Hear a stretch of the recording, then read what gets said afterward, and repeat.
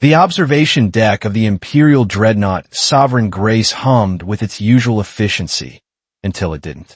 Commander Vrell of the Korthan Empire had seen many things in his 40 cycles of service. He'd witnessed solar flares consume entire mining colonies.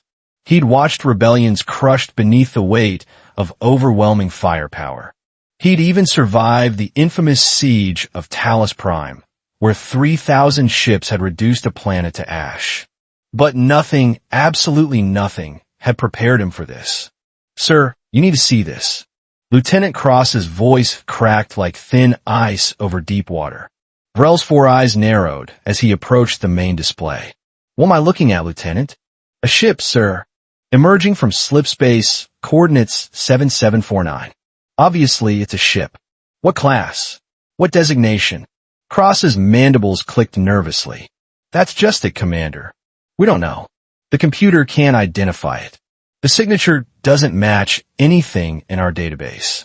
Vrell felt his secondary heart skip a beat.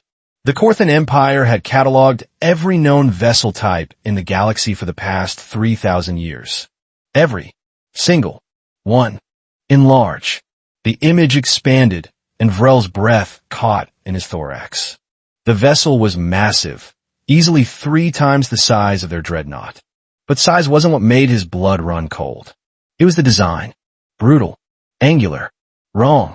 Where Korthan ships curved with elegant efficiency and the Voldrax favored organic flowing forms, this thing looked like someone had welded together a nightmare using scrap metal and pure spite. "Run a thermal scan," Vrell ordered, surprised by how steady his voice sounded. "Already done, sir. The readings are impossible. Explain impossible. The power output suggests a reactor core that shouldn't exist.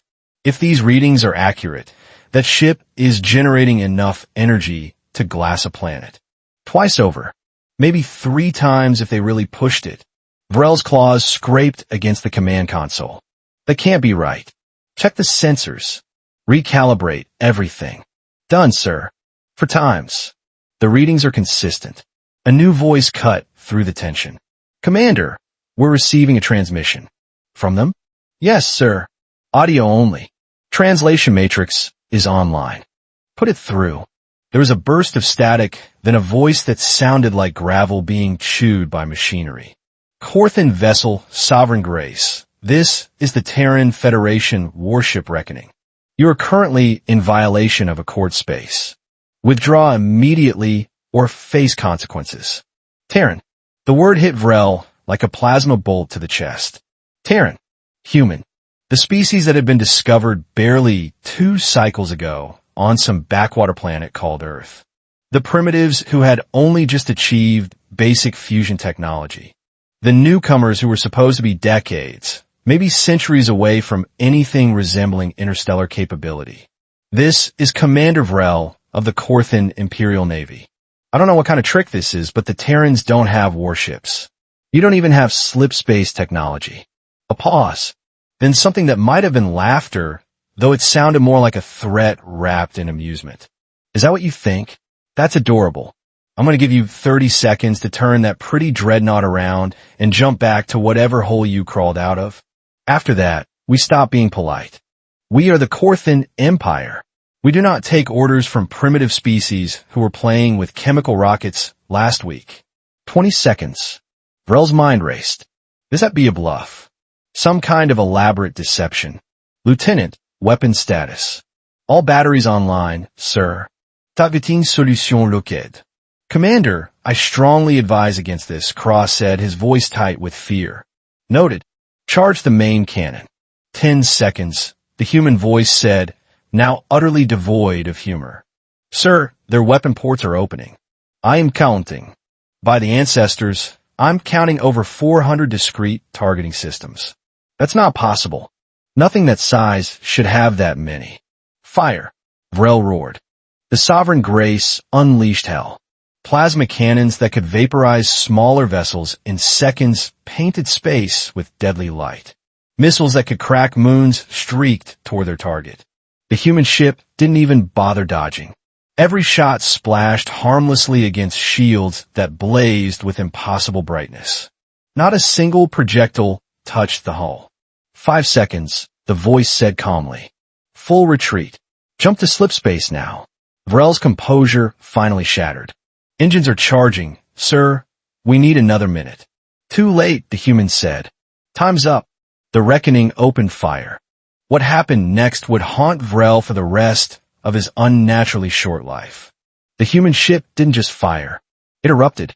Hundreds of weapon systems discharged simultaneously in a perfectly coordinated symphony of destruction that made the Sovereign Grace's assault look like a child throwing pebbles. But here's the thing that made Vrell's brain refuse to process what his eyes were seeing. They weren't aiming to kill. Every single shot struck non-critical systems. Sensor arrays exploded into sparks. Communication relays turned to molten slag. The port-side maneuvering thrusters simply ceased to exist. In exactly 4.7 seconds, the pride of the Korthan Imperial Navy had been reduced to a floating hulk, completely intact but utterly defenseless. The crew was fine. The ship could still maintain life support. They just couldn't do anything else. Surgical precision, Cross whispered, his voice hollow with shock. They disabled us without killing a single crew member. That level of targeting accuracy shouldn't be possible at this range. The human voice returned, now dripping with sarcasm so thick it could have been weaponized. So here's what's going to happen, Commander. You're going to drift here for approximately 6 hours while your backup systems reboot. Then you're going to limp home. And when you get there, you're going to tell your superiors exactly what happened. You're going to tell them that humanity says hello. You're going to tell them that we've been watching. And you're going to tell them that if they ever, and I mean ever, enter a cord space again without permission, we won't be nearly as friendly. How? Vrell managed to croak. How is this possible? You were primitives 2 cycles ago. You didn't have slip space. You didn't have plasma weapons. You were barely capable of leaving your own star system. Oh, that. The human actually laughed. Yeah, about that. Funny story. See, your scout ships weren't as stealthy as you thought. We've been tracking Korthan vessels for the past 15 years. Studying them.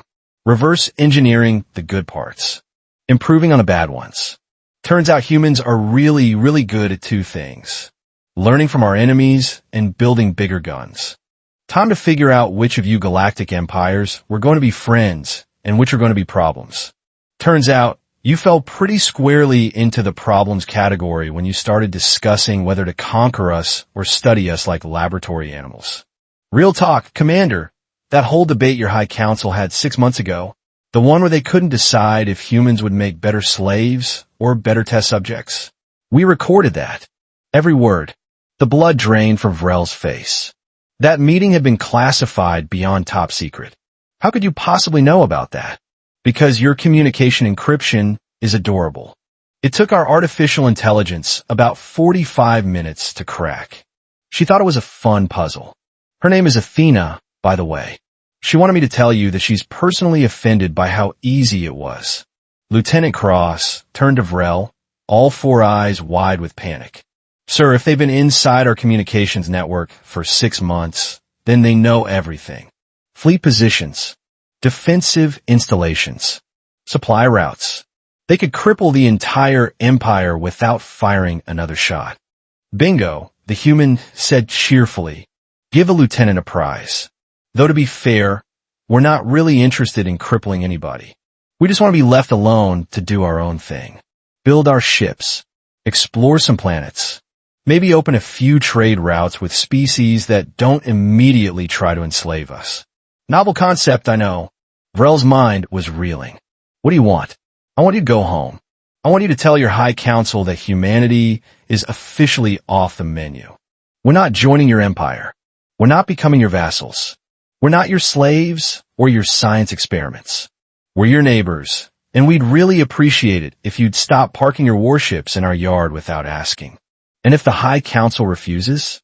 There was a long pause. When the human spoke again, all trace of humor had vanished. The voice was cold. Final. Then you're going to find out why every predator on Earth learned to fear humans. We didn't claw our way to the top of our food chain by being nice, Commander. We did it by being more stubborn, more adaptable, and more absolutely terrifying than anything else that wanted to eat us. And now we have starships. The transmission cut off. The Reckoning rotated with impossible grace for something so massive, its engines flaring with power that made the Sovereign Grace's reactors look like birthday candles. Then it vanished into slipspace, leaving nothing but scattered debris and one very traumatized Korthan crew. Vrell slumped into his command chair, suddenly feeling every one of his 40 cycles. Set a course for home. Maximum speed, once engines are operational. Yes, sir. And Lieutenant? Sir? Start drafting a very detailed report. The High Council needs to know that everything has changed. Humanity just declared itself a galactic power, and they did it by making us look like fools. What do you think they'll do, sir? Vrell stared at the empty space where the human warship had been, his expression grim. I think they're going to panic. And then I think they're going to make a terrible mistake. Because that's what empires do when they realize they're not the biggest predators anymore. He was right. But that's a story for another time. So what did you think? Did this story surprise you? Let me know your thoughts in the comments below. If you enjoyed this sci-fi story, please hit the like button. It really helps the channel grow. And don't forget to subscribe for more mind-blowing science fiction stories every week. Turn on the notification bell so you never miss an upload. Thanks for watching, and I'll see you in the next story.